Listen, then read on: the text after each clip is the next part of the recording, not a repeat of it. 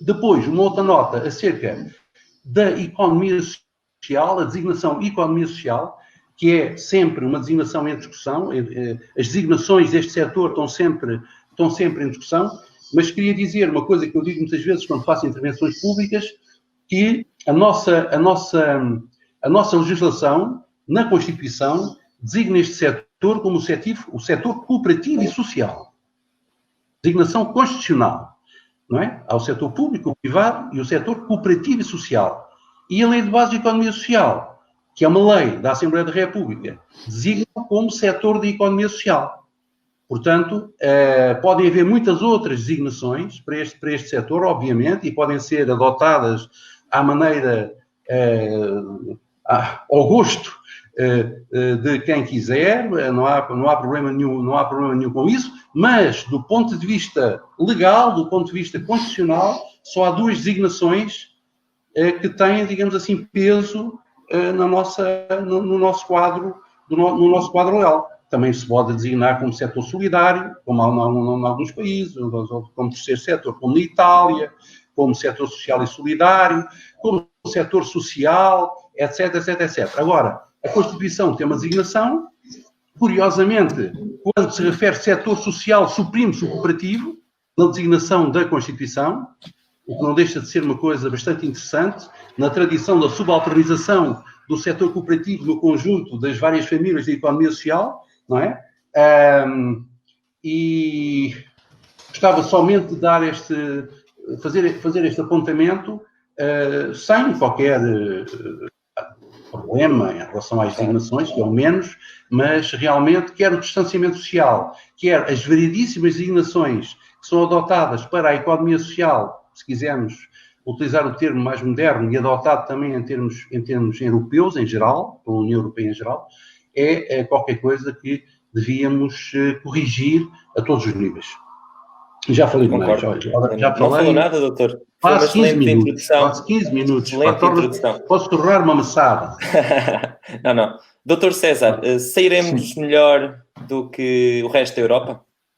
Nesta questão? Olha, eu antes de dizer aquilo que eu também achava e que gostava de partilhar com todos, queria agradecer o convite à Anies por me ter convidado para estar aqui hoje e de alguma forma poder apresentar também uma visão um pouco, se calhar um bocadinho diferente, porque embora pense e já pensei muito sobre a importância do setor social, defendo os princípios liberais na economia e se calhar temos aqui um outro olhar sobre a economia social e sobre muito do que se calhar vamos falar hoje e que o Dr. Eduardo Graça já começou por falar. Respondendo à pergunta que o Diogo me está a pôr, é assim, é uma incógnita, eu não sei, não vou dizer que sei, porque acho que dizer que Portugal pode ser melhor que os países europeus, acho que ninguém saberá neste momento como é que as coisas vão evoluir. Eu sobre saúde sei pouco e sobre saúde pública muito menos. A única coisa que eu me atrevo a falar é sobre economia. E, portanto, eu sobre saúde e o que é que vai acontecer na saúde, não sei. E como não sei, eu tento ouvir aquelas pessoas que são especialistas na área da saúde, nomeadamente na saúde pública, para tentar perceber, encontrar algumas evidências, alguns indicadores que eu depois posso transformar para fazer uma análise económica do que é que estamos a viver e do que é que nós poderemos contar para o futuro. E nessa perspectiva, eu partilho a opinião do Dr. Eduardo a dizer que nós vamos ficar pior do que estávamos antes disto, mas isto acho que toda a gente sabe disso e toda a gente isso é bastante evidente para todos. A questão aqui é como é que Portugal vai sair disto. E eu penso que será importante nós começarmos por analisar como é que nós estávamos, se calhar, no início do ano 2020, que eu acho que esse é que é o ponto que nos interessa agora analisar e porque é que nós, e dizendo e aproveitando as palavras que o Diogo apresentou logo no início, é que nós estávamos forçosamente em janeiro de 2020 com uns horizontes e umas expectativas bastante positivas para o desenvolvimento do ano e mesmo muitas pessoas da área da contabilidade e da economia, ainda aqui há pouco tempo estive numa conferência sobre técnicos oficiais de contas e eles diziam que em 2019 bateram todos os recordes de faturação das empresas e, portanto, o ano 2020 tinham feito todos os business plan das empresas deles para crescer e, portanto, estávamos a crescer e aquilo que era previsto é que o ano 2020 fosse um ano de crescimento relativamente a 2019 e 2019 tinha sido um ano excepcional para a economia. E, portanto, era isso que nós tínhamos, era este cenário que nós tínhamos em janeiro. Acontece que em março temos a declaração da pandemia e temos um lockdown da maior parte das economias ocidentais, com exceção da sueca, mas que a interna e depois a externa teve também os mesmos problemas. Portanto, eles não vão, do ponto de vista de saúde, podem ter muitas outras diferenças e muitas análises para fazer, mas do ponto de vista económico, aquilo que vai acontecer à Dinamarca vai acontecer à Suécia e aquilo que vai acontecer à Espanha vai acontecer a Portugal e aquilo que vai acontecer à Alemanha vai acontecer à França e as coisas vão ser mais ou menos assim. E, portanto, nós, analisando o que é que estava a acontecer em 2020, voltando aí à questão, tínhamos a perceber que a economia mundial estava com ritmos de mobilidade bastante acelerados para aquilo que tínhamos antigamente, não é? E a mobilidade, por um lado, as economias que foram apresentando e foram crescendo, nomeadamente as economias da área digital, estavam a crescer ao nível mundial. E Portugal tinha dois setores que estavam a puxar pela economia. O turismo era um deles e depois o consumo interno, e, portanto, muito na área também apostado um pouco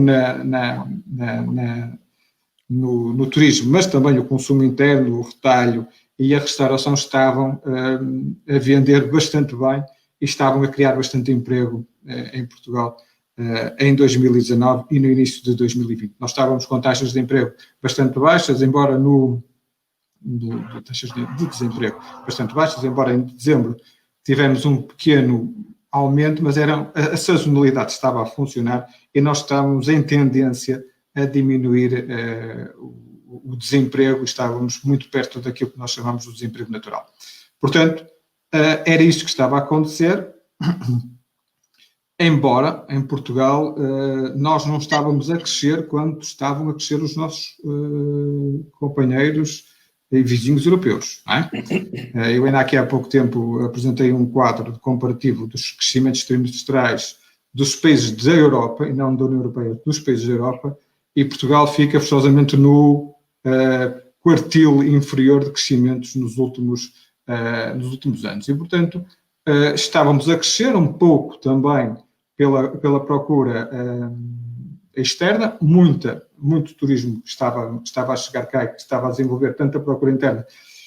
E, portanto, nós fazemos exportações para os nossos clientes internacionais e estávamos a ajudar bastante. E aquilo que penso que vai ser o mais dramático para nós, na perspectiva da economia, é que os setores que vão ser mais afetados pela própria pandemia vão ser aqueles que nos estavam a ajudar bastante mais, nomeadamente o turismo, não é?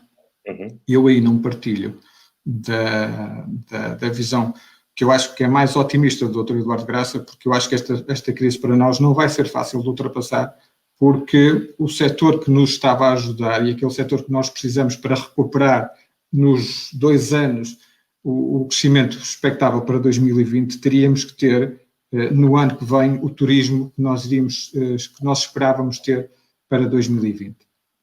E muito sinceramente eu tenho muitas dúvidas que isto vai acontecer.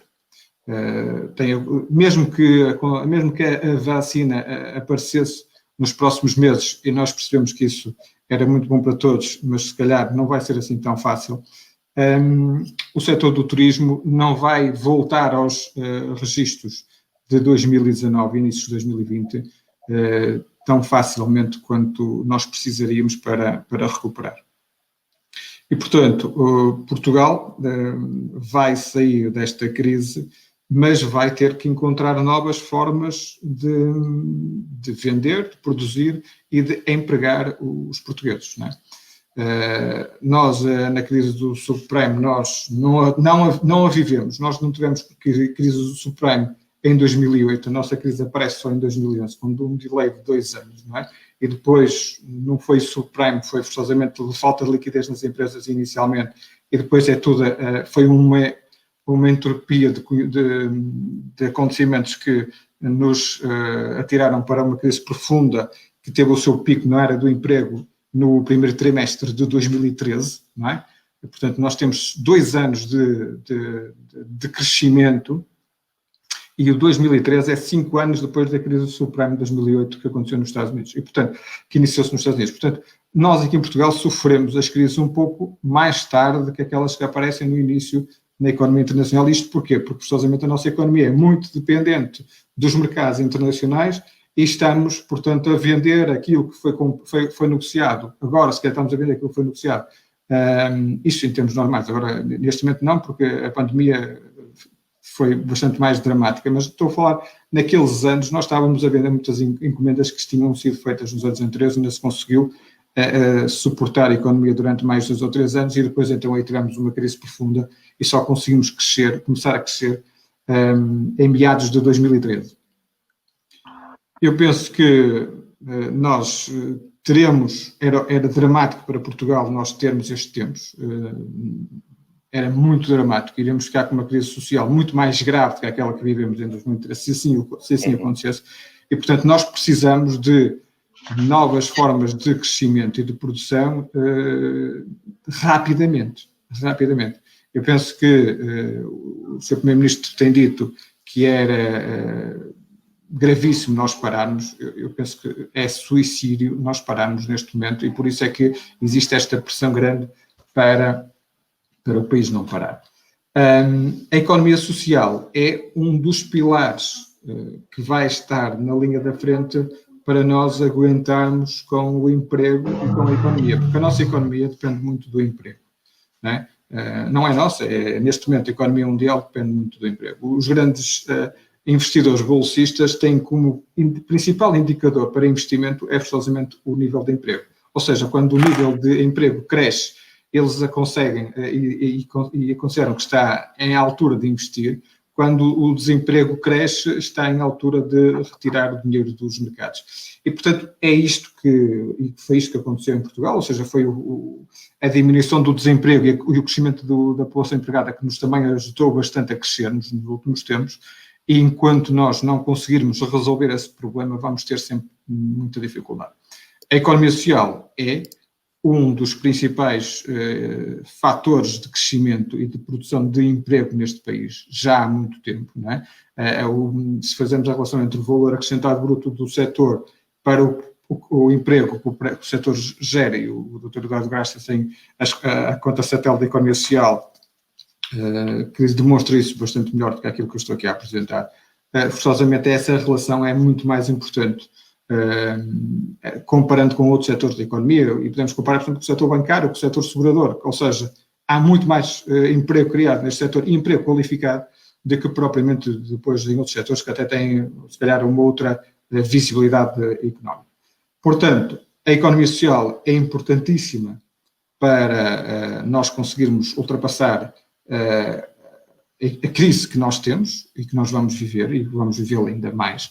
Ela vai se agravar, e vai se agravar porque neste momento nós vivemos numa situação extraordinária, não só em Portugal, porque isto acontece no mundo inteiro, ou seja, embora as pessoas estejam desempregadas e tenham, se calhar, diminuído os seus rendimentos de trabalho, o que é certo é que no final do mês têm mais dinheiro disponível do que o que tinham em janeiro de 2020. Isto está a acontecer em muitas economias, não é só aqui em Portugal.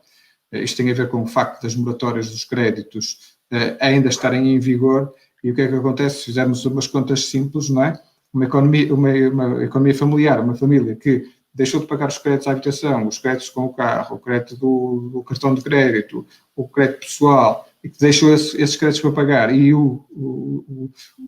a diferença entre o salário e o subsídio de emprego que está a receber agora, está com mais dinheiro disponível neste momento do que o que teria em janeiro de 2020. O que é